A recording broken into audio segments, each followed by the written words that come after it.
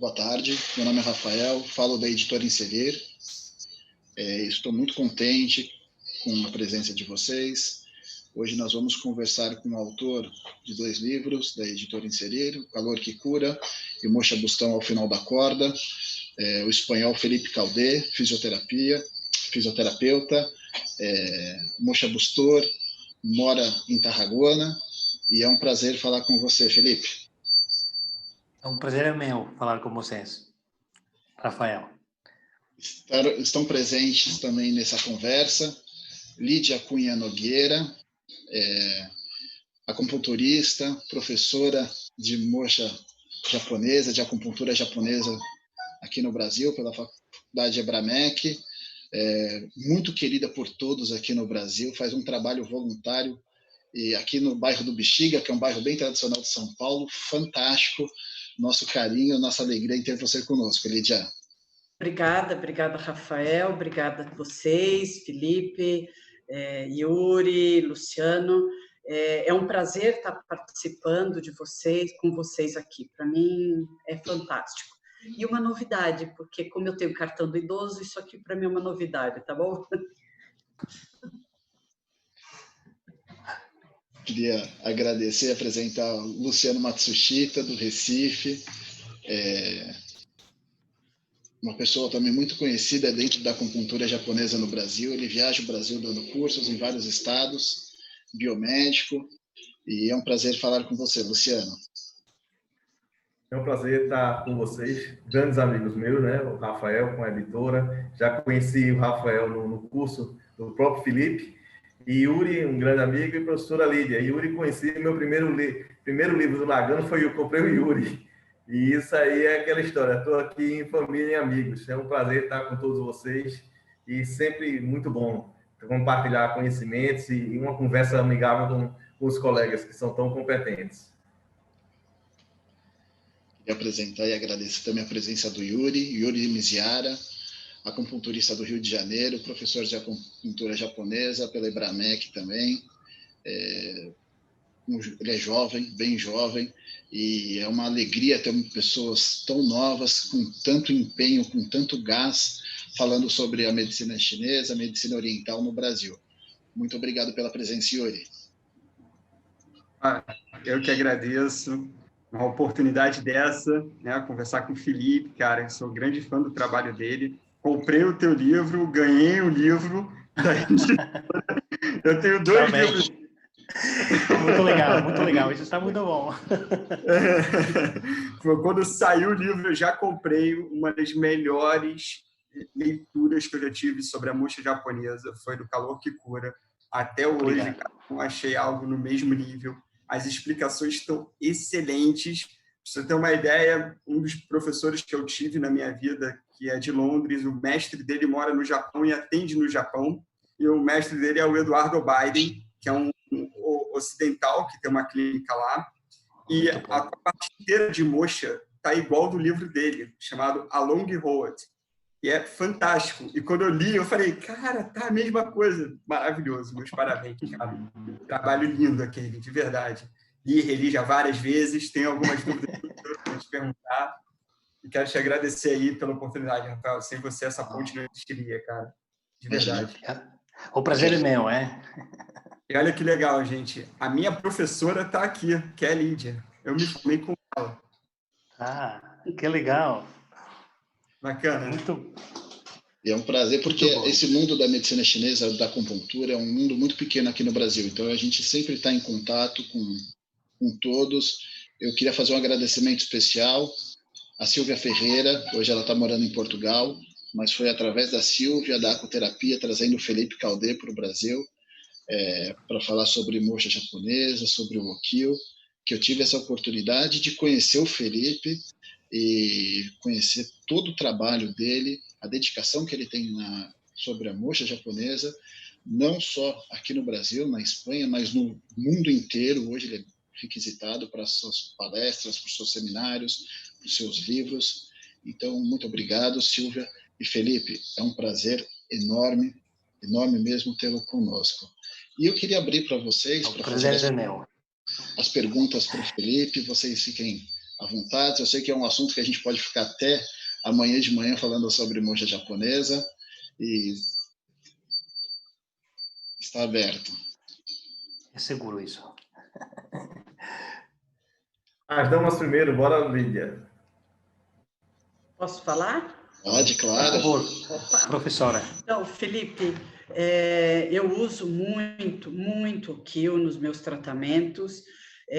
Eu tenho esse ambulatório aqui neste bairro, aqui em São Paulo, é um ambulatório de voluntários, e eu vejo resultados fantásticos usando o Okio, e principalmente eu uso muito a corda ou barbante sugerido pelo Fukaya, melhor, ampliado pelo Fukaya, né? E eu tenho resultados fantásticos. Eu tenho uma dúvida que uma aluna me perguntou e eu respondi de uma forma que eu não sei muito bem, porque eu nunca tive nenhum caso como essa menina me relatou. Eu trabalho com Okio, especialmente, já há 10, 15 anos, já 15 anos. Daqui a pouquinho vai para 20 quilos.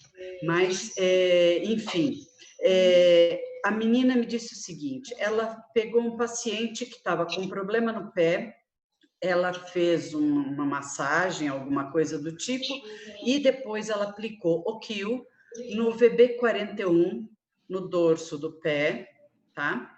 E depois no bexiga 64, na lateral do pé.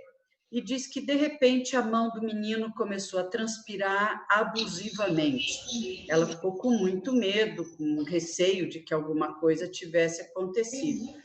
Eu nunca tive uma experiência dessa e eu uso o Okio pra caramba. Então, não sei, eu respondi para ela de uma forma meio chinesa de interpretação do que estava acontecendo, mas eu gostaria da tua sugestão, do que poderia ser isso. Realmente, se queremos uma explicação, teria que ser desde esse ponto de vista chinês. Desde o ponto japonês, ou desde a prática da mocha, como os japoneses compreendem, não faz muito sentido. Outra coisa a única explicação, a nível técnico, só pode ser uma reação de excesso. O excesso é muito fácil o equilíbrio é muito fácil de quebrar. Então, muitas vezes utilizamos a mocha. Aqui faltaria saber como a menina fez. Se queimou, não queimou. Você sabe se ela queimou? Não queimou. Ela não queimou. Esse é um elemento importante. Por quê? Porque se você aplica uma mocha e não chega a queimar, você está fazendo um efeito sem querer de suplementação. Está aportando energia. Ainda que a pergunta para ela é com que intenção você faz isso? Quando falamos da ideia japonesa mais tradicional, a ideia de uso de um ponto não é porque a um ponto é considerado realmente que tem uma ação. A ideia da utilização de um ponto é porque o ponto tem umas circunstâncias de estancamento, de energia e de sangue. Então, isso é a razão principal para utilizar um ponto.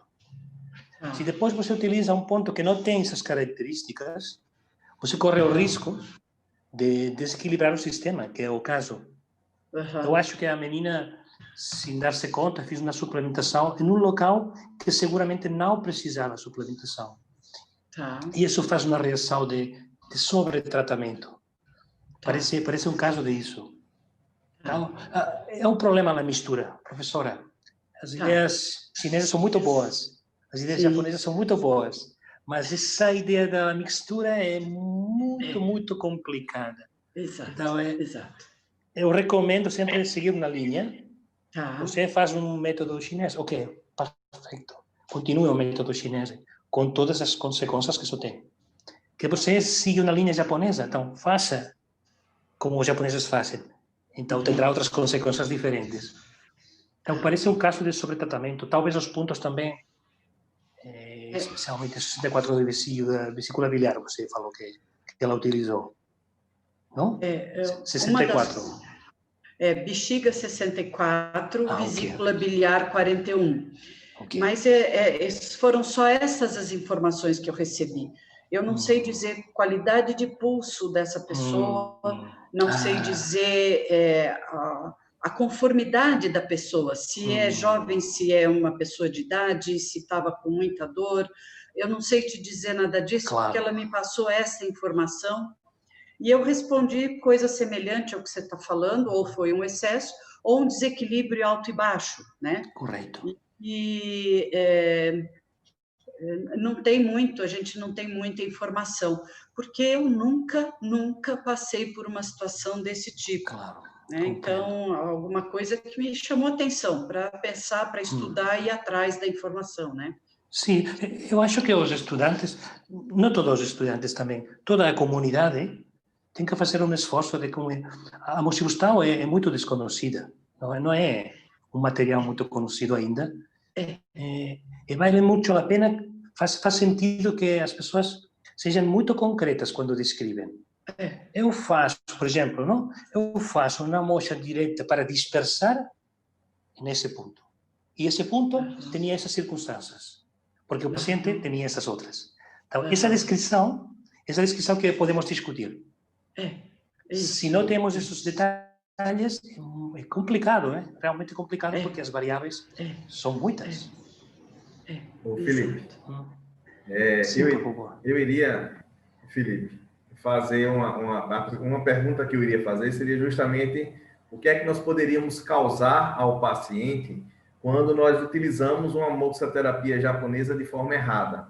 Mas aí, essa seria uma pergunta. Porém, antes disso, eu acho que é bem interessante uma pergunta que essa aí você já respondeu efetivamente, que um erro, vamos dizer, uma mistura de técnicas e um desconhecimento numa utilização de Okyo é uma coisa que pode causar efetivamente isso, uma circunstância que nós não sabemos o que é que o paciente vai dar. E, infelizmente, nós temos isso muito no Brasil, das pessoas aqui, inclusive livros de chinesa, dizendo, use tal ponto a moxa japonesa, ou seja, o grão de arroz. Então, isso gera, já em tese, já responderia. Mas, para ficar uma coisa para o público entender, qual seria a principal característica da moxaterapia japonesa? Porque aí, com isso aí, as pessoas já começam a entender que não é porque é moxa, porque é artemisia, que você pode usar da mesma forma. Qual seria a principal característica da moxa japonesa? Realmente, a grande característica não é a técnica. A técnica do grau de arroz, por exemplo, que é a mais conhecida, o Tonetsuki, ou em japonês, não é uma técnica japonesa, é uma técnica chinesa, de origem. É como o uso do bastão, o uso da caixa. De feito, poucas técnicas podemos considerar japonesas desenvolvidas no Japão, como tal. Então, eu acho que a descrição da moxa japonesa não está na técnica, sim que está em alguns aspectos de como fazemos a técnica. Sino que a ideia tem que estar mais, o foco tem que estar mais na definição de como utilizamos essa moxa. Quero falar, o foco principal dentro da ideia japonesa, seja acupuntura ou seja a Moxibustau, é a ideia do excesso e do vazio. E trabalhamos nessa simplicidade, o equilíbrio do excesso e do vazio. As técnicas de moxa e de acupuntura estão pensadas para esse equilíbrio. Não temos síndromes, não utilizamos, na ideia japonesa não existe a ideia do síndrome. Outra coisa que no Japão atual se utiliza essas ideias chinesas e há praticantes que utilizam essas correntes ideológicas chinesas. Mas na ideia japonesa não é nada mais que o excesso e o vazio, que é o famoso yin e yang, vem dessas ideias também. Então, quando falamos de moxa japonesa, acho que o foco para a definição tem que estar em como vamos utilizar essa técnica. Se eu utilizo a técnica para aumentar o yang, ou aumentar o yin, ou diminuir o yang, se eu faço isso, estou falando chinês. Estou falando baixo um prisma chinês, que está muito bom, mas correlacionar as ideias com as técnicas que se desenvolvem para isso é a chave do êxito. Por exemplo, a ideia do ponto. Para nós, a ideia na moça gustal direita japonesa, para o Tonetsuki, tem que ser um ponto que está endurado e tem que estar reativo. Essas duas características fazem que, se você aplica lá um cone de mocha direita e você queima, você vai dissolver esse estancamento e, portanto, você recupera a função. Tá. Isso é a mocha japonesa direita. Mas, se você intenta utilizar, por exemplo, uma agulha para fazer desbloquear um estancamento de energia e sangue, vai ser difícil para você. Vai ter que fazer uma estimulação muito forte, realmente, para que isso aconteça. Se o estancamento é só de energia, a agulha é perfeita. Mas se o estancamento é de energia e sangue, então tem que passar a mocha. Então temos que começar a correlacionar sempre as circunstâncias de aquele local onde vamos aplicar a técnica com a técnica mais apropriada. E lá está a definição de moça japonesa, mas que a técnica em si, ou a delicadeza da técnica, ou o capricho com que fazemos a técnica. É um posicionamento que não acostuma a ser o comum. As pessoas têm essa ideia de que mocha direitinha, mocha cone pequeno, isso é mocha japonesa. Não, não, não. Essa técnica vem da China, isso é claro. Mas depois os japoneses desenvolveram muitas mais maneiras de trabalhar com essa mocha. E talvez isso é a japonificação da técnica. Mas eu acho que a comunidade tem que começar a pensar em outros termos, não só nos termos técnicos, sino conceptuais da ideia japonesa, que é o grande valor que tem. Na China, em tese, a técnica da queima com cone pequeno, hoje em dia praticamente não se fala. Ela foi difundida pelo Japão, não é isso? Perdeu. Mas é verdade que na atualidade começam a haver pesquisadores chineses que estão recuperando o valor disso. Então, agora mesmo, na China está correndo também. Eles estão, não sei se foi essa influência dos japoneses que desenvolveram tanto, mas os chineses agora começam a recuperar, especialmente tratamentos do câncer.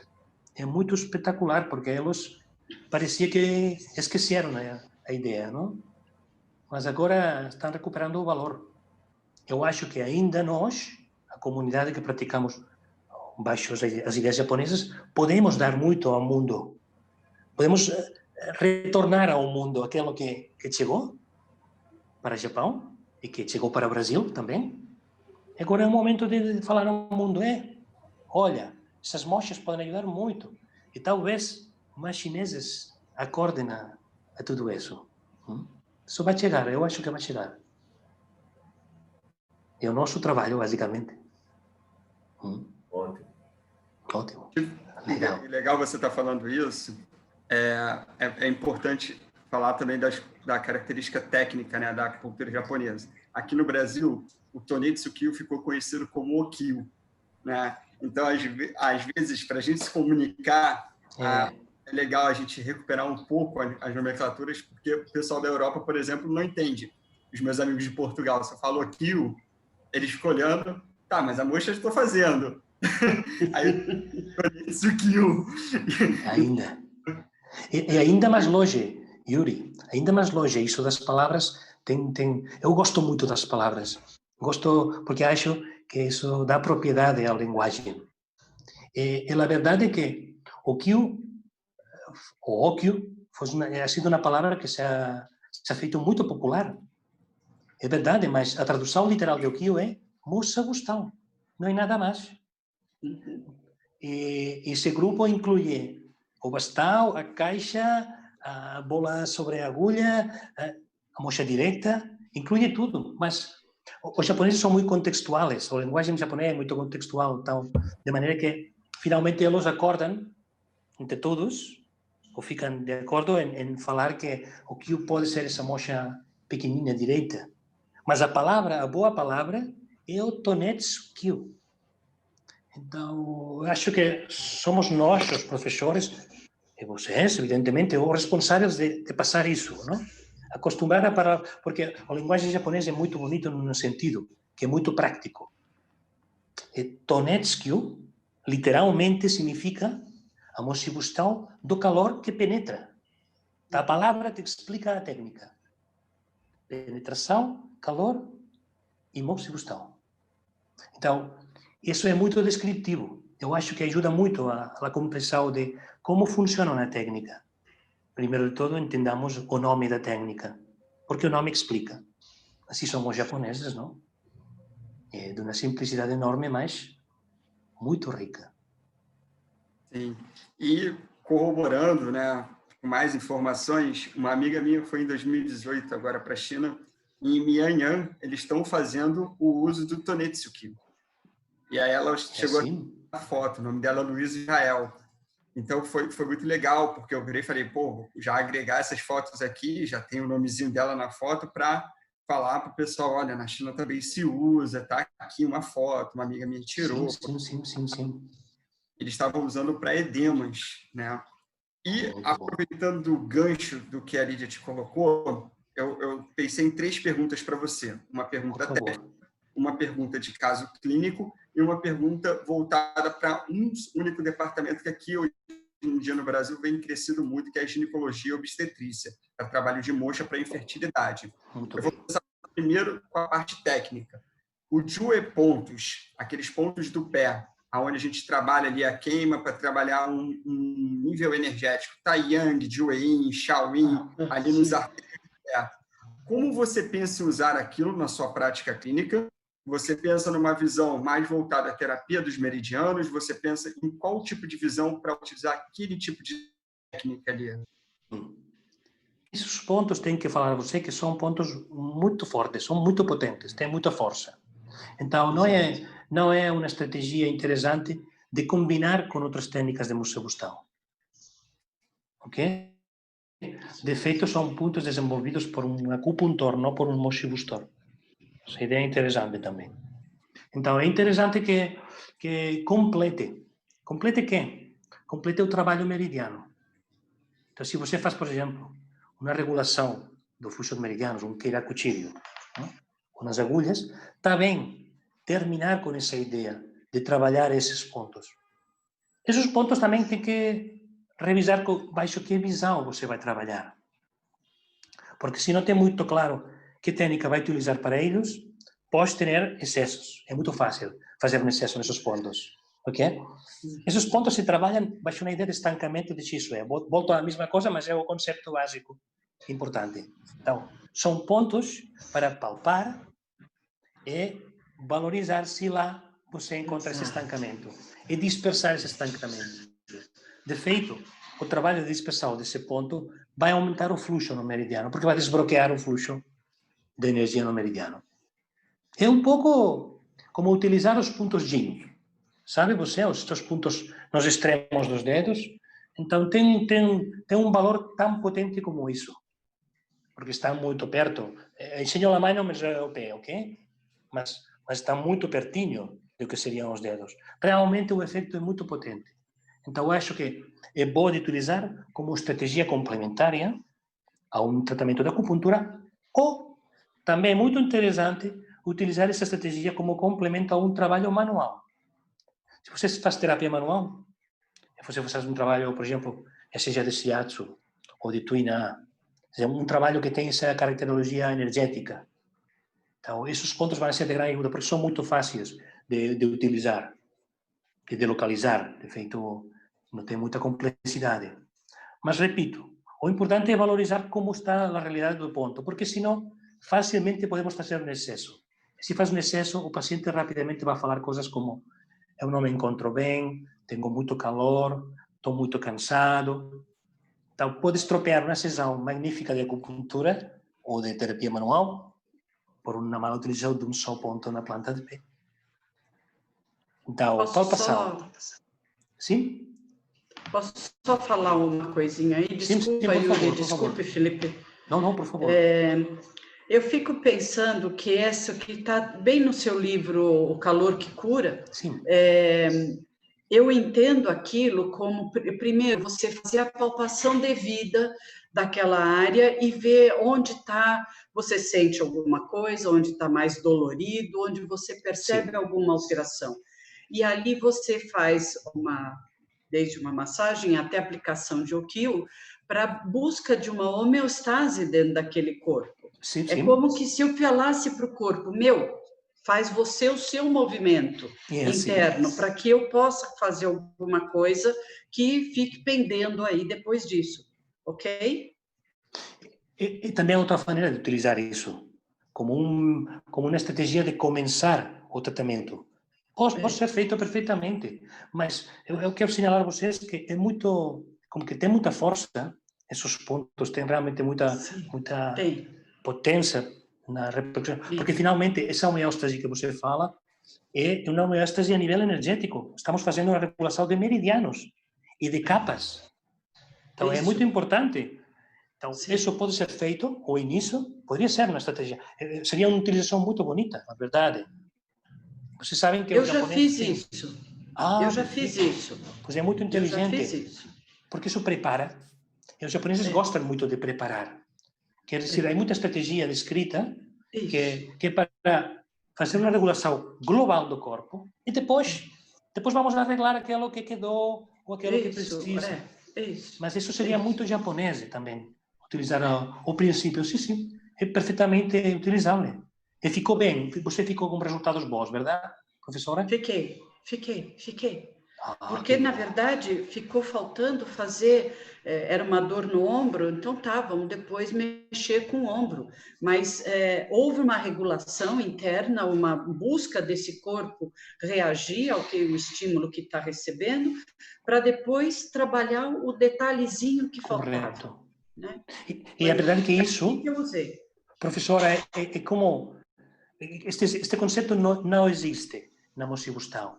Mas eu acho que isso que você está falando é esse sentido, que é o tratamento raiz. Você está fazendo o tratamento raiz nesse momento. Ainda que não esteja descrito como tal, esse conceptualmente está fazendo essa organização de todo o corpo e depois vamos a solucionar. Então, isso é muito japonês. Aqui é um passo muito bom que você fez, professora. Você percebe que eu sou uma japonesa, não percebe? Eu posso ver a sua alma. Japonesa. Sim. Eu posso olhar mais longe. Eu sei que está lá. Isso está lá. Tá bom. Legal. Tá. Obrigada. Muito bom. Você, por favor. Ô, Felipe, e se falando que esses pontos, essas técnicas são pontos muito fortes, ou seja, existe uma mobilização de energia muito forte nele. Sim. Como você avaliaria o paciente para fazer um tipo de tratamento desse? Ou seja, você faz algum tipo de análise se ele tem uma energia que você possa mexer com isso ou não? Porque uma das coisas que eu vejo muito assim aqui na acupuntura japonesa é que assim algumas técnicas, quando eu aprendi da chinesa, dizia o seguinte: o paciente não tem energia, você dá energia para ele e trabalha. Na japonesa eu entendo que você deveria primeiro dar uma energia e não trabalharia na mesma sessão. Você deixaria o corpo começar a reagir, ter uma energia própria para você poder mexer. Não você, porque, por exemplo, você botar a moxa no estômago, imediatamente você vai sentir uma modificação na pulsação. Isso não significa que ele está pronto para receber um estímulo forte, porque, na realidade, ele está sendo um reflexo da moxa. Como é que você avaliaria esse paciente para poder usar uma técnica dessa de uma força muito grande na movimentação energética ou não? Eu valoro a constituição do paciente. Então, as características da constituição do paciente. Se o paciente é um paciente fraco na sua energia e tem sintomas de fraqueza, ou se o paciente é forte e resistente, o seu corpo pode assumir. Para mim, isso é um elemento que também condiciona muito as técnicas que eu vou utilizar depois. Depois, há outro entendimento, que é a técnica propriamente que você vai utilizar. Se você segue uma linha de tratamento básico com a mocha direta e vai queimar, isso é de caracterologia dispersiva, porque você vai queimar. Se você utiliza, por exemplo, o Chinetsky, aqueles cones mais grandes que trabalham na superfície, e você vai fazer um tratamento local de dispersão, pode acontecer que faça não só uma dispersão local, sino que faça uma dispersão de toda a energia superficial do corpo. E, portanto, um desequilíbrio.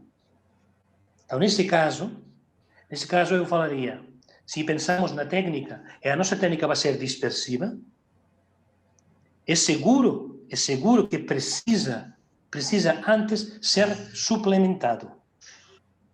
Isso seria outra maneira. A constituição é a técnica que você vai utilizar. Tem que dizer que tem que pensar que realmente os dosagens, que são o segredo de fazer um tratamento correto, os dosagens são muito fáceis de errar. Então, se você não quer errar em uma dosagem, essa conduta de prever, por exemplo, nesse caso, de suplementar esses aspectos que estão fracos no paciente, seria ideal o que você falava, Luciano. Seria ideal que pudiéramos fazer uma suplementação, deixar o paciente crescer na suplementação, revitalizar e depois dispersar em outra sessão. Mas muitas vezes tem que passar no mesmo tempo, quer dizer, na mesma hora que você trata. Mas começar com essa suplementação, isso vai ser sempre uma proteção. Então, eu acho que valorizar aspectos como a constituição do paciente e a técnica, o caminho técnico que você vai utilizar, pode ajudar a fazer uma boa dobragem. No meu caso, eu, quando venho ao paciente, eu faço a entrevista clínica, eu pergunto, eu faço palpação. Para mim é muito importante as temperaturas do corpo. Eu faço muita palpação da temperatura. Isso me informa muito dos desequilíbrios. Mas depois, antes de começar justamente a aplicação técnica, eu visualizo qual vai ser a sequência que eu vou utilizar. Por exemplo, eu vou começar com um taque, depois vou fazer a moxa direta, ou ao revés, preciso primeiro de moxa direitinha e depois um taque. E depois, talvez, faço um chinesio em algum ponto específico. Então, sempre faço uma sequência mental da progressão técnica. E isso também tem que entrar em que medidas, que devo fazer antes para que essa progressão não seja um problema e seja um benefício. Então, isso é uma boa conduta terapêutica. Se você faz sem pensar, só repite aquilo que alguém falou para você, está perdido. Então, ainda que eu faça essa progressão, ainda que eu planifico, depois se eu encontro no desenvolvimento da sessão que devo mudar, eu mudo e deixo de parte essas técnicas que não queria fazer. Legal, Felipe. A mocha é muito forte. Fale, por favor. Desculpa. Eu acho importante vocês tocarem nesse ponto, porque muitas pessoas não estão acostumadas com os termos que vocês utilizam na mocha japonesa. Você falou de ontaque, mocha direta, mocha indireta, a corda, e a importância dos professores estarem falando isso para as pessoas que não trabalham com mocha japonesa, mas fazem o curso de acupuntura, né? Muito importante esse grupo de pessoas estarem divulgando cada vez mais essa técnica aqui no Brasil. Eu fico imaginando aquelas pessoas que falam como o calor da mocha pode ser utilizado numa terra tão quente. Eu acho que o Yuri, no calor de 40 graus do Rio de Janeiro, e o Luciano no Recife, as pessoas têm essa dúvida, né, Yuri? Cara, muita gente surge com essa dúvida, mas a prática da mocha japonesa, especificamente, ela promove um calor, mas não um calor tão grande assim. Quando você usa correto, já teve casos até da pessoa sentir que ela saiu refrescada. Foi o que ela me relatou, tá? Que ela saiu refrescada do tratamento. Claro. Então, tudo depende muito, como o Felipe está pontuando, de um bom diagnóstico, de você conhecer bem as técnicas, né? Por isso que eu falei que o livro dele é incrível nesse sentido, porque ele traz a explicação de cada tamanho do grão de mocha, a temperatura que ela vai, aonde essa temperatura vai, quando usar uma mocha um pouco mais a nível profundo, por que usar isso, né? Como ele pontuou, se tem uma estagnação de sangue junto com o Qi, o ideal é o Tonitsu, que é a mocha de penetração, a mocha do grão de arroz, né? Se você tem uma questão só do Qi mesmo, o ideal é o Shinetsuki, que é a mocha de percepção do calor, né? Um ontaque é maravilhoso aqui, por incrível que pareça, o pessoal não acredita, mas muita gente aqui no Rio ama o ontaque. Você faz o ontaque, Hoje vai ter aquele bambuzinho, aquela técnica. O pessoal até brinca, né? Você tem família índia, porque aquilo ali é bem indígena, né? Então, assim, é tão confortável, tão agradável receber esse tipo de tratamento, ainda mais pós a ventosa, né? Que aqui no Rio acaba que a gente usa muito, até por conta do hábito de vida das pessoas daqui. Então, tem um resultado maravilhoso, assim, maravilhoso. Sim. E conectando isso que você fala, Yuri, e o que falava também o Rafael, que perguntava, no meio do caminho está na ideia mais básica, que também é para comunicar ao paciente. Também é um prejuízo, isso que as pessoas têm da moxa e do calor externo. Uma coisa é aquilo que sucede fora, e outra coisa é aquilo que sucede no seu corpo. Então, fora pode fazer 40 graus, mas o seu corpo pode estar energeticamente muito frio, pode estar realmente muito fraco, muito baixo. Então, ainda que você tenha 40 graus fora, pode ser que essa moça seja refrescante, como fala o Yuri, porque quando fazemos esse reequilíbrio de suplementar áreas que estão fracas, que estão vazias, isso vai recuperar a homeostase que a professora falava antes. Então, uma vez que está recuperada essa homeostase, o corpo vai funcionar. Então, não tem nada a ver o externo com o interno. É verdade que os chineses, que são um povo muito inteligente, falavam aquelas ideias dos extremos, como o corpo é exposto ao calor muito grande, ou a vento muito forte. É verdade que a isso temos que fazer caso, porque se isso sucede, isso acontece, e o paciente apresenta no seu corpo interno situações que estão...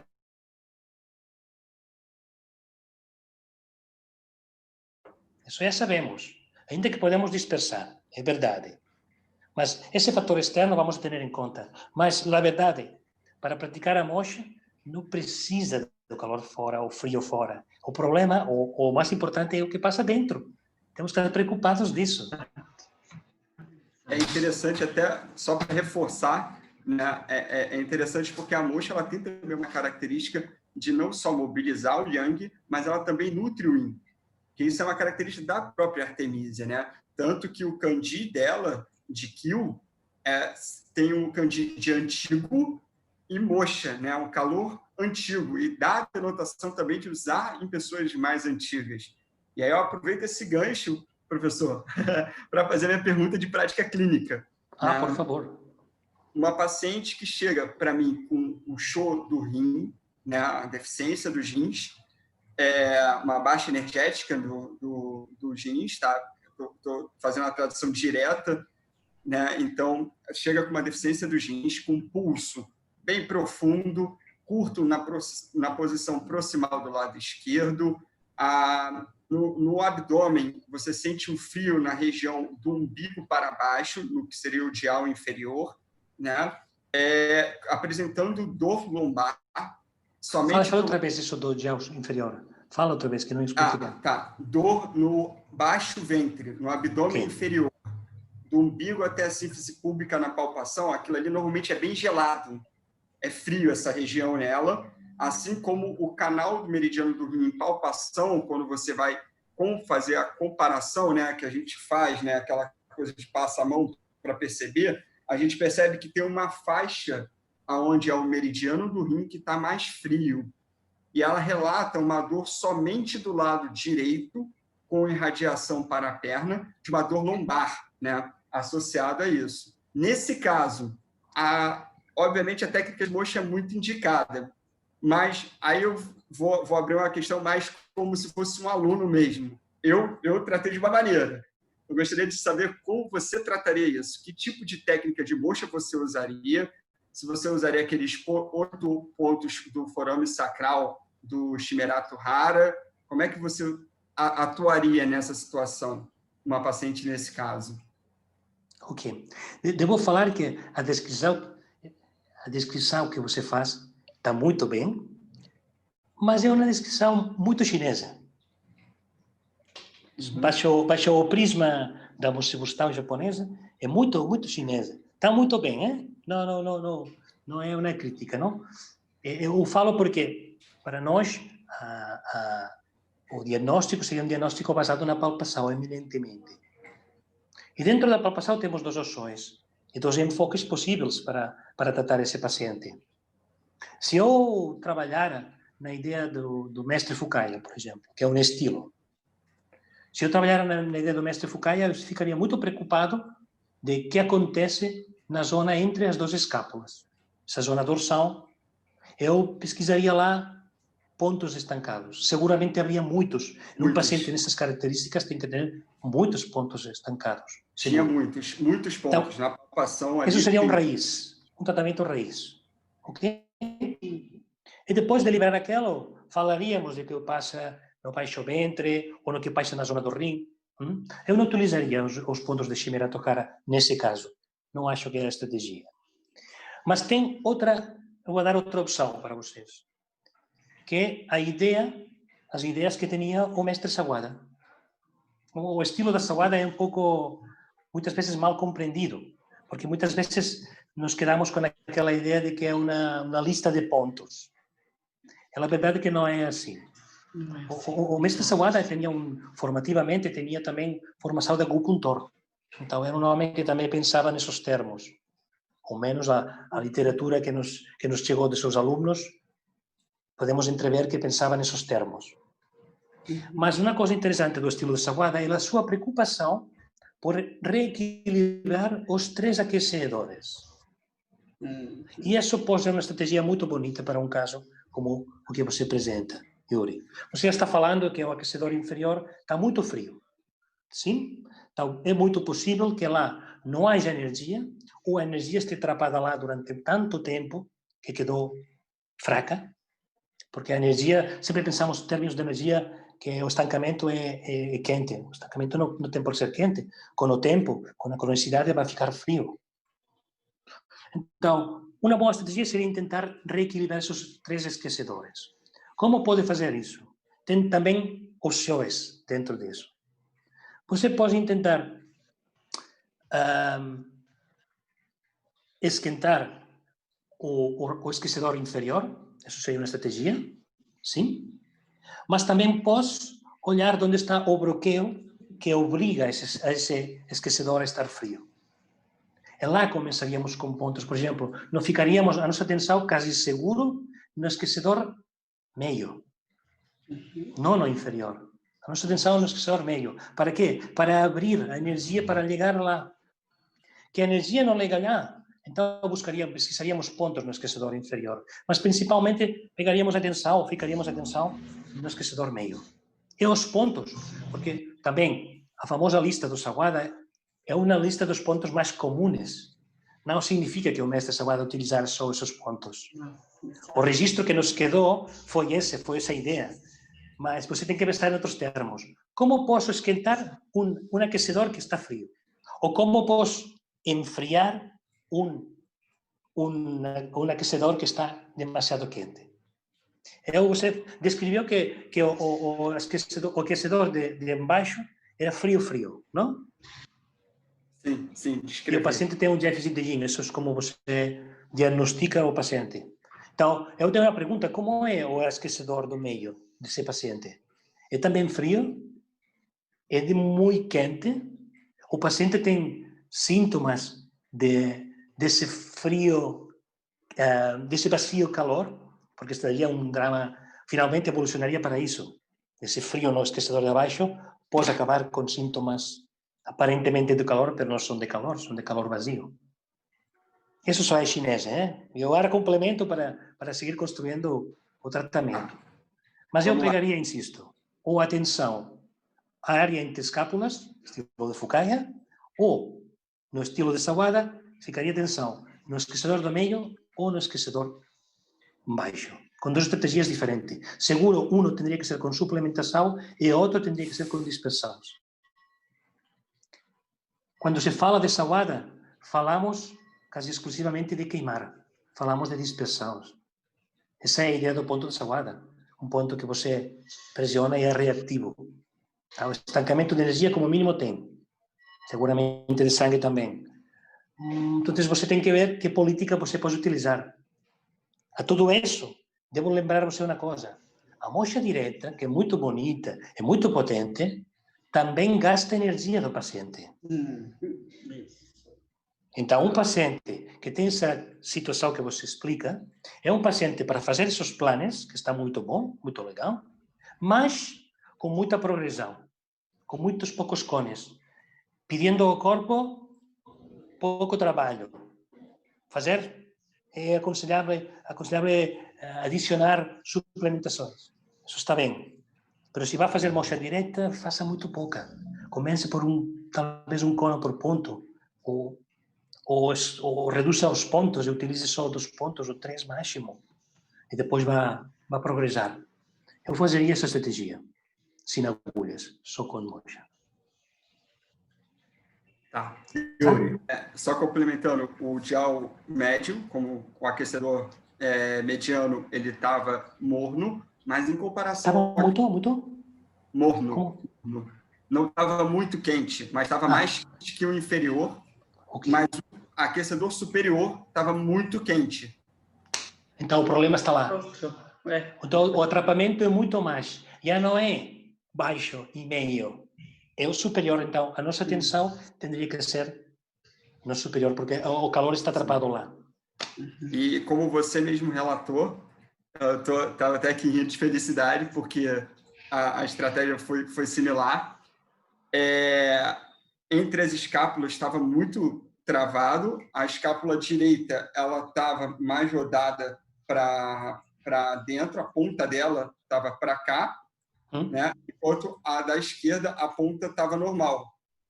Né? Então, a direita fazia isso, né? O que mostra aquele parâmetro na técnica de Fukaya da compensação, né? Ela está compensando, fazendo essa contração na parte de cima para aliviar a dor embaixo, né?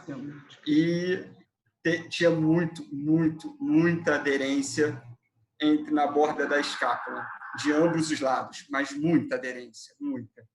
Lá pensa, o mestre Fukaya nunca falou da ideia de tratamento raiz. Na sua literatura não encontramos nenhuma referência a essa ideia. Mas esse foco lá... Desculpa só te cortar.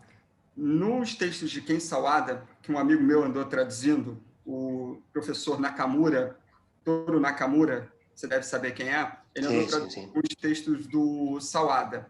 Nessas traduções, ele falou que Sawada também investigava os pontos da paravertebral, que o tratamento dele todo era feito no que seria o meridiano da bexiga, primeiro e segundo.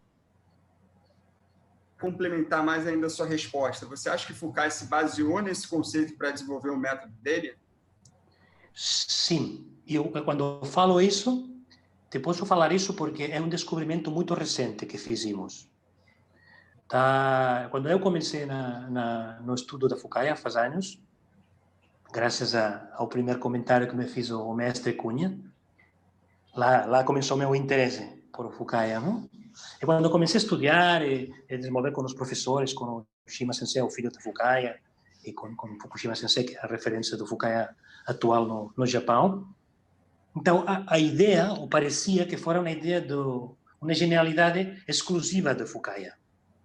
Mas agora, nos últimos tempos, hemos descoberto uns textos que se haviam perdido, textos que se haviam publicado, mas quedaram no olvido. E lá descobrimos mais a relação que tinha o estilo de Fukaya, ou o mestre de Fukaya, com as ideias do mestre Sawada. Há um momento, quando o mestre Sawada morre, que a sua clínica fecha, e justamente Fukaya tem uma clínica muito perto. Então, ele recebe os pacientes que haviam sido pacientes do mestre Sawada. Então, Fukaya, se algo tinha, que era um homem muito inteligente, muito observador. Então, ele que falou, ele observava os pacientes, aquelas marcas, aquelas cicatrizes que tinham tratamentos, e falava com os pacientes que, desta maneira, ele se deu conta que haviam ideias que eram incríveis, que eram muito boas no Sawada. Ele incorporou essas ideias no estilo de Fukaya. A verdade é que sim que tem uma inspiração no trabalho de Sawada, mais do que o desconhecido. Foi uma influência real para Fukaya, nesse sentido. Então, é possível que esse trabalho das linhas, ou de bexiga, ou de entre escápulas, tenha uma certa inspiração com salada, é muito possível. Não podemos falar com 100% de segurança, mas podemos suspeitar que realmente... O mestre Fukaya nunca escondeu, não é uma pessoa que falou, eu descobri, eu fiz. Não. Pessoa muito humilde. Ele escreveu tudo isso. Esse é um artigo que ele mesmo deixou escrito falando da sua relação ou dos seus descobrimentos. Então, isso é magnífico. Felipe, sim, por favor. Eu fui aluna do Cunha sempre, né? Sempre. E a gente trocava muito e-mail, conversando sobre as coisas, as dificuldades e tudo. Isto foi alguma coisa que a gente falou, porque quando ele deu o curso do Sawada, depois ele em seguida deu o curso do Fukaya. E a gente... eu escrevi um e-mail para ele falando, mas está igual do Sawada, eles eram, o Fukaya era aluno do Sawada, como é que era, tal. Não tem nada a ver, mas certamente é possível sim, naquela época, é possível sim que o Fukaya tenha observado essa prática do Sawada, porque ele tinha o consultório perto e tudo. Sim. Né? Depois da morte, fisicamente eles não se encontraram nunca, ou não temos registro desse encontro. De feito, o mestre falava dele como o mestre Sawada, mas não como um relacionamento feito. Mas sim, que agora sabemos, é novo, Isso que estou falando com vocês é muito novo. Muito novo porque quedou no olvido. Esquecemos todos. Esqueceu a literatura, se perderam. Mas agora recuperamos. Faz muitos poucos meses que descobrimos isso. Então, claro, isso dá uma dimensão muito interessante, porque ainda construi uma linha que podemos seguir de pensamento. É muito interessante. O mais forte da medicina japonesa é as ideias que os japoneses pegam dentro das técnicas. Isso é incrível, não tem igual. Isso é incrível, isso é bárbaro.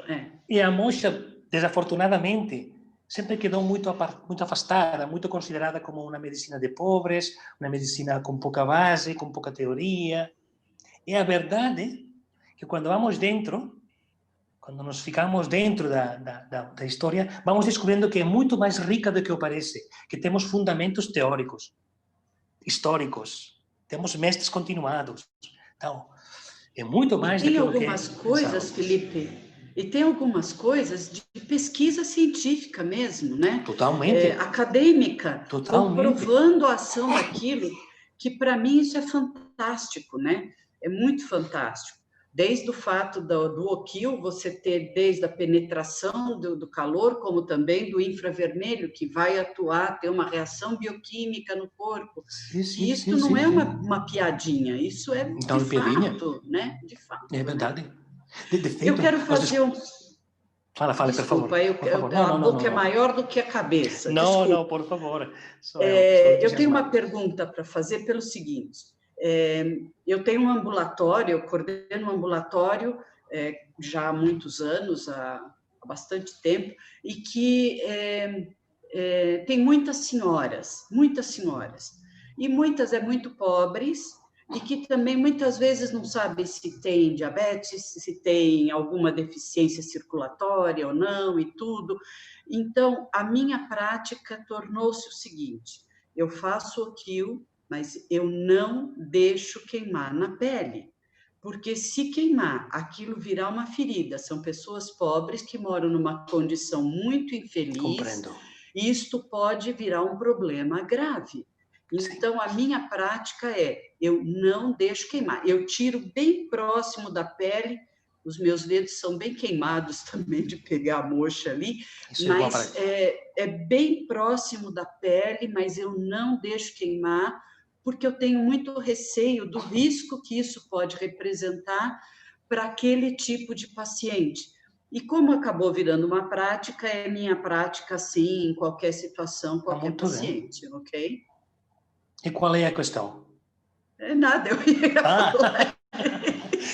Para mim é muito bom. Não, e tem mais uma questão também. É muito correto. Tem uma coisa que você faz.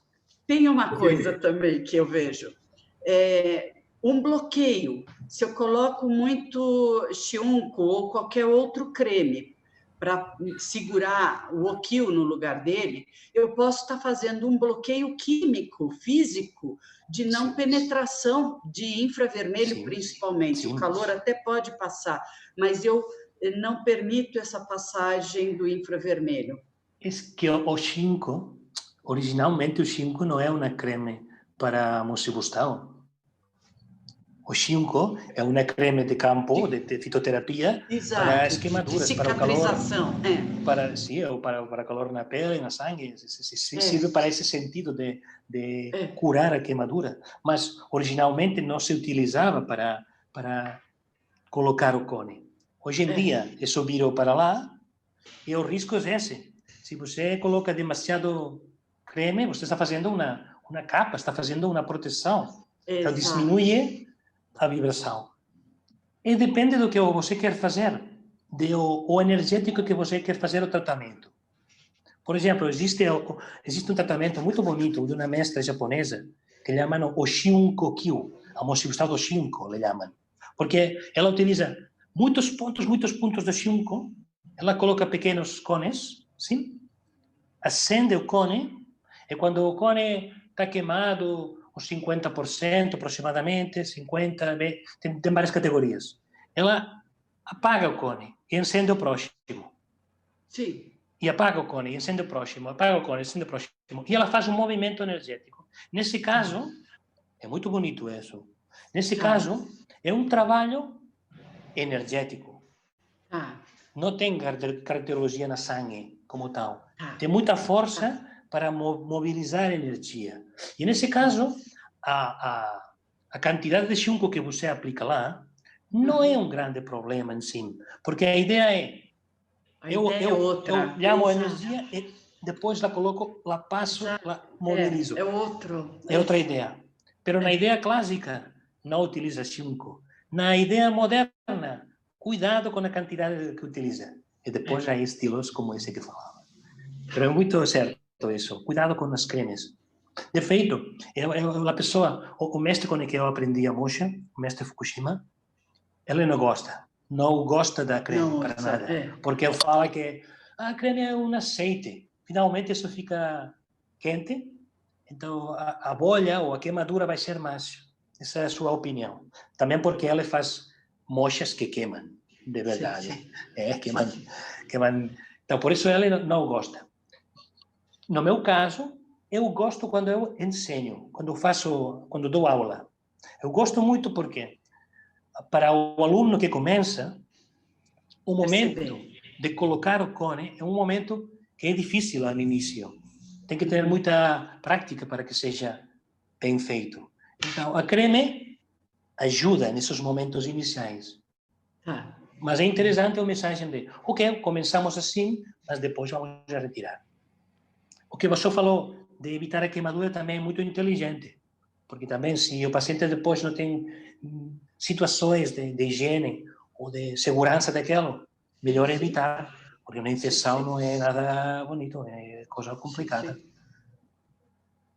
Então, Felipe, sim? Aqueles protetorzinhos que ele tem, o adesivo com metal, como é que você classificaria nesse aspecto? Isso também é um invento moderno. Isso se chama Kyutenshin. O Kyutenshin é um escudo de proteção. Essa é a ideia. Por que desenvolvem isto? Desenvolvem essa ferramenta para evitar a queimadura. Mas porque a tendência japonesa é cada vez mais, historicamente, nos anos 50 do século XX, ainda as pessoas faziam mocha direita da Nokia, que é aquela do grande cone, como uma queimadura importante. Aquilo era normal, é comum. E precisamente com o mestre Sawada, com o mestre Fukaya, tudo parece que diminui. E fica pequeno, não? E dentro dessa evolução, a sociedade japonesa começa a falar não gosto da queimadura. Então, desenvolvem esse escudo protetor de alumínio que faz isso. Então, isso é interessante. Por quê? Porque isso permite que passe a vibração energética e não faz queimadura. Então, isso é interessante. Libera você. Assim como a professora Cunha falava agora, não? Eu coloco o cone e depois apago com os meus dedos e olha os meus dedos queimados, que falava isso. No caso de utilizar esse tipo de proteção, você pode acender o cone e você deixa que evolucione ele sozinho. Então, não tem que preocupar. E a ideia vai ser similar, não igual. Porque quando a professora Cunha faz isso, a professora Cunha e muitos japoneses, muitas pessoas fazem. Quando faz isso, o apagado do cone resulta progressivo. Ok? Em cambio, quando você coloca o cone e acende, é direto. Então, essa proteção de alumínio está num grado mais intenso que aquele que utiliza a professora Cunha, por exemplo. Professora, falo de você escolhendo porque você descreveu essa técnica, só isso. É uma técnica muito comum, muito utilizada. De feito, eu acho que isso que faz a professora Cunha é das coisas mais comuns na música atual no Japão. As pessoas, sobretudo os acupuntores que não querem queimar, apagam o cone dessa maneira. Que também é correto, mas tem um limite. E o controle com oxigenação? O controle da oxigenação, que você vai... É o que eu faço mais aqui. É isso. Então, lá você pode regular ainda mais, se quer ser mais suavinho, mais energético, ou mais duro, mais agressivo e mais físico. Sabe? Lá está o nível de intensidade de trabalho. E lembrando a todos que estão escutando essa conversa, toma muito cuidado antes de tentar fazer sozinho. Procurem um curso, procurem os profissionais para treinar a técnica da moxa direta, da moxa indireta. Aqui no Brasil nós temos cursos com excelência, a professora Lídia, o professor Luciano, o professor Yuri. Então procurem as escolas, os profissionais que dão esses cursos, o Felipe, que vem normalmente ao Brasil. Depois nós vamos deixar o contato desses profissionais para vocês perguntarem. É tudo muito novo para algumas pessoas, falar de Sawada, Fukaya, Nagano, Manaka. Então, quem trabalha só com a técnica chinesa acaba estranhando um pouco esses nomes, mas está entrando com uma força muito grande a acupuntura japonesa no Brasil. Então, procurem saber como que funciona, vão nas escolas, procurem, tirem dúvida com os professores. Isso vai fazer com que os cursos de medicina chinesa vão trazer muito mais possibilidades para os profissionais do que eles têm hoje no mercado. E com profissionais de excelência. Nós queríamos ter aqui 10, 12 profissionais que nós sabemos que tem no Brasil, professores que conhecem muito. Só que o nosso espaço é reduzido, por isso que nós estamos com 3 professores de excelência aqui e o maestro Felipe. Né, Yuri? Rafael, muito obrigado, cara. Fico até meio sem graça de você falando assim. Mas eu batalhei muito junto, na época o PH ele já estava à frente, né? O Paulo Henrique, que foi o que eu falo que é o discípulo mesmo assumido, né? Do Cunha, assim como a Lídia. Estávamos já à frente ali na Ebramec, brigando por um curso de formação de acupuntura japonesa. Então, a gente tem esse curso somente da formação da cultura japonesa, no pensar da cultura japonesa. Um pouco que eu trouxe, que até o Felipe levantou, pensar é meio chinês. Eu trouxe mais na nomenclatura que é utilizada dentro da terapia dos meridianos. Em específico, a forma até de ver o pulso, até de perceber o abdômen, é de um professor que ele é misto. Ele é da terapia dos meridianos, mas ele também é do Kanpo, chamado Masakaze Ikeda. Então, por isso que fica meio chinês a forma de pensar, mas ao mesmo tempo não é estranho. É japonês, essa relação. É japonês? Ele o Masakaze Ikeda. Ele trabalha em Bari e a gente tem um estudo com o Alan Jensen, que é lá da Austrália. Muito bom. É bem legal essa escola. Depois eu até te apresento. É bem bonito mesmo o trabalho, é bem interessante. Trabalha com fitoterapias associada à parte da acupuntura e moxa bustão. E aí eu entro aqui na minha última pergunta, Felipe, que é por favor, a gente não se estender muito. Então, a gente tem tido aqui no Brasil uma crescente cada vez maior de ginecologia e obstetrícia. né? Então, cada vez mais a gente tem visto o mercado da acupuntura ganhando forças, principalmente para tratamento de infertilidade. No pensar na moxa japonesa, como é que a gente pode encarar esse desafio que seria essas mulheres que vêm lutando há anos, muitas já tendo refeito FIV várias vezes, com problemas como endometriose, um endométrio que responde muito bem à moxa, mas ao mesmo tempo pode ser ruim para quem vai fazer FIV. Então, eu gostaria muito de entender, na sua visão, como é que você encara esse universo? Realmente é um universo que pode ter muita resposta com o trabalho de Monsenhor Gustavo. Realmente é uma técnica muito interessante nesse sentido, ok? E se trabalha sempre baixo essas ideias do estancamento, do frio, por que a mulher não pode conceber, por que o sistema não pode ficar as condições energéticas perfeitas. Então, lá, o enfoque que eu utilizo é um trabalho combinado. Trabalho onde combino as técnicas de moxa direta. Então, eu pesquiso sempre os pontos de estancamento. Isso vai passar no baixo ventre, mas também vai passar de trás, na zona do sacro, na zona do lombar baixa. Então, tem que estar preocupado por lá também, não só por la parte da frente.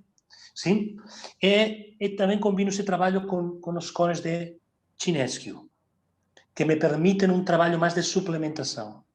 Então, a ideia é uma combinação desses trabalhos de desbloqueio com a moxa direta. Se você não quer esquemar, não há problema. Você pode fazer, como falávamos antes, você encende o cone, e quando o cone está 90%, 95%, você apaga, não é o problema.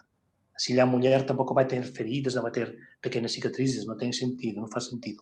E isso também, essa vibração é suficiente para desbloquear. Então vai acontecer algo muito bonito. Se você trabalha com isso, e trabalha suplementando esses pontos que vão ser vazios, vão ser frios, que estão na superfície, essa combinação faz que as pessoas que têm problemas de infertilidade, de pronto começam a sentir como o esquecedor baixo começa a esquentar. E começa a ser algo normal, que isso seja esquentado, que seja quente, quentinho. E não só um recalentador que sempre tradicionalmente está frio para essas mulheres. Frio e muitas vezes doloroso, porque se tem síndromes, como a endometriose, que isso vai dar muito dor e muito frio lá. Então, a combinação técnica seria moxa direta e Chinescu.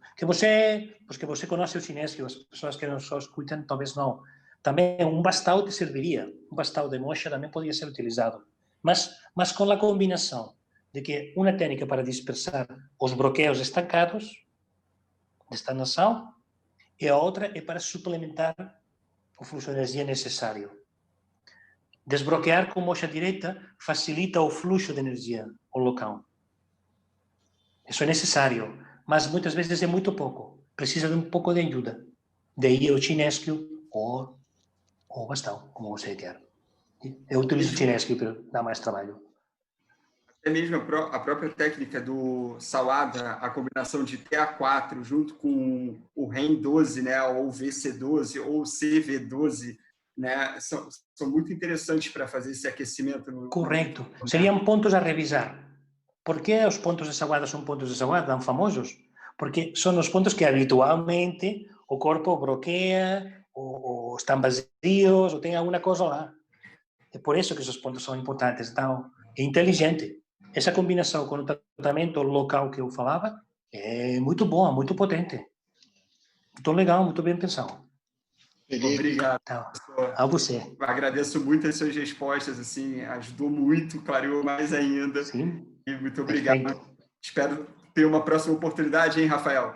É uma pena que nós estamos chegando agora no finalzinho, nós temos mais 5 minutos para fazer as considerações, mas eu tenho certeza que nós vamos ter que marcar outro encontro, porque ficou muita coisa para falar e conversar ainda, tem muita coisa para trazer para o público, e eu queria pedir para a Lídia, para o Luciano e para o Yuri fazer uma consideração final para vocês falarem, passarem o contato de vocês, das escolas, para o pessoal, e por último, Felipe, por favor. Muito obrigada mesmo. É muito legal a gente poder conversar, trocar ideias e informações e experiências, né? Isso é extremamente rico e vale muito a pena, né? Eu dou aula aqui em São Paulo, por enquanto, no Ebramec. Há possibilidades de outras escolas, mas isso, por causa da pandemia, estamos focados numa situação só.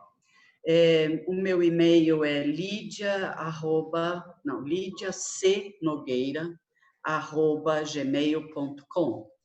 Estou à disposição para o que quiser, o que se pode conversar. Para mim é muito, muito rico trocar informação, trocar experiência. Tá? Muito obrigada a todos do nosso grupo bonito pra caramba. Muito obrigada mesmo. Tá? Até a próxima. Pessoal, muito obrigado. É um prazer, como sempre, estar com pessoas com tanto conhecimento, o Yuri, a Lídia, o Felipe, meu mestre, né? Tive o prazer de conhecer o Felipe, fazer o avançado da japonesa com ele lá na Espanha. E estamos esperando, Felipe, obviamente você aqui no Nordeste, né? Eu tenho a Escola Matsushita de Medicina Oriental. Nosso e-mail é o site www.escolamatsushita.com.br. Nosso Instagram, Matsushita M Oriental. E nós, esse ano, infelizmente, devido à pandemia, já estávamos programados para o Felipe Caldeira estar aqui conosco em abril. Mas vamos organizar aí para o ano que vem, creio que isso aí vai estar dando uma estabilizada, e vamos trazer realmente o Felipe para o Nordeste, né? Eu digo que eu tenho como missão trazer uma acupuntura de qualidade, principalmente a cultura japonesa de qualidade. Então, temos o Rafael também, um amigo nosso aqui, temos a loja de acupuntura, onde compramos também os livros do Felipe, obviamente, né? E sempre é recomendado aqui, porque é fantástico. O Calor que Cura é uma coisa fora de série, realmente, assim, abre realmente os horizontes. E agradecer a presença de todos vocês, né? Agradecer o convite, antes de tudo, e espero em breve poder ver vocês pessoalmente, que vai e volta, a gente se encontra em São Paulo, se encontra em algum lugar, o Felipe aqui, obviamente também, e você, Yuri e a Lídia, quando a gente tiver mais um conhecimento, até talvez com Alan Johnson, e ver você também, Rafael. Estamos com saudade. Então, muito obrigado a todos e vamos em frente, né? Com a acupuntura japonesa, levando um conhecimento maior e, obviamente, buscando mais conhecimento cada dia mais. Obrigado a todos. E depois dessas colocações, eu até fico meio... não sei o que dizer, mas vamos lá. Cara...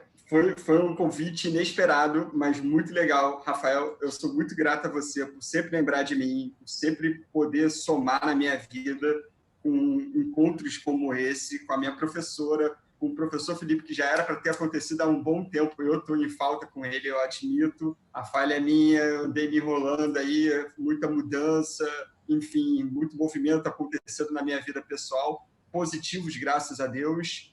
E acabou que eu não consegui fazer seu curso quando você veio ao Rio. Da segunda vez eu também não consegui ir, por conta, enfim, infelizmente. Eu fico meio chateado por não estar presente nesse sentido, mas eu sempre tentei fazer uma ponte com você, só que eu não queria começar essa ponte mal feita. Então, eu aprendi uma coisa com o meu professor lá de Londres, o Toby Stephens, da Clinic Genk. Ele falava o seguinte para mim: você só pode fazer uma ponte com alguém quando você tiver certeza do que você vai fazer, para não fazer um negócio mal feito. Então, o japonês, ele tem esse hábito e acaba que os estudantes acabam seguindo um pouco esse hábito de quando for para fazer, é para fazer direito. Então, estou te agradecendo, Rafael, porque felizmente, através de você, a gente consegue fazer essa ponte hoje. Eu consigo ter esse acesso ao Felipe, que ficaria estranho, né? Imagina, no final do curso dele chama ele para fazer uma palestra. É esquisito, né? Vou fazer uma live aqui, Felipe, na boa, pode ser, eu gosto de você, eu sei que você gosta, né? Ia ficar estranho. Então, eu sou muito dessa coisa de ir receber o tratamento, perceber o tratamento, fazer o curso daquilo que eu vejo que, enfim, teve um resultado incrível. Então, uma gratidão imensa poder falar com um gênio como esse e de poder abordar sobre o livro dele, de poder abordar sobre a prática clínica dele, que é muito rica, né, que também teve grandes influências tanto de japoneses como do próprio professor Cunha. Obrigado, gente, de verdade, a vocês todos. Obrigado, Luciano, você sempre me ajudando aí, sempre a gente conversando. Lídia, nem preciso dizer, né? Acho que no próprio livro de Mubum já tem uma dedicatória exclusiva para você. Então, muito obrigado de verdade. Rafael, muito obrigado novamente. Muito obrigado a todos. A verdade é que foi um prazer muito grande que o Rafael organizara este encontro com vocês, ter a oportunidade de falar com a professora Cunha, com o Matsushita, o professor Matsushita e também com Yuri. A verdade é que ha sido um grande prazer, porque eu acho que vocês são pessoas de referência no Brasil. Então, vocês têm um papel muito importante, porque vocês estão com esse contato constante com os alunos, com essas pessoas que vão a buscar soluções, que muitos não sabem o que estudar, e vocês podem oferecer esse estudo magnífico e interessantíssimo que é a medicina japonesa tradicional. Então, eu agradeço que vocês compartilhem o seu tempo para falar da coisa que, para mim, é a minha paixão da vida, não? Para mim, é a questão de existir e a amizade que eu tenho, que é chegar a muitas pessoas, não? Então, graças a vocês, que vocês fazem esse trabalho cada dia lá com os alunos. Eu espero que isso que aconteceu online um dia possa acontecer em pessoa. E poder voltar a encontrar vocês, talvez, se o Rafael organiza outro bate-papo, assim, outra conversação para compartilhar este apaixonante mundo. Mas eu tenho a esperança que isso vai acontecer um momento ou outro, de encontrar-nos. E as pessoas que nos escutaram, que passaram esse tempo, obrigado também por passar esse tempo e escutar. E espero que isto sirva de inspiração para alguém, não? Que possa servir para encontrar essa solução que estão buscando, que estão pesquisando para as suas vidas. Então, muito obrigado a todos. Um grande prazer. Espero voltar a vê-los. Eu gosto muito das redes sociais. Então, eu tenho o Facebook, tenho o Instagram, e com o meu nome, é o Felipe Caudet. Então, é muito fácil. Gosto muito dos brasileiros. Okay?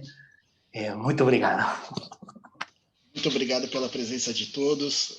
A Editora Inserir tem esse compromisso aqui no Brasil, em língua portuguesa, de levar conhecimento de qualidade com os melhores profissionais que nós temos no mercado, didáticos, claros, com fundamento.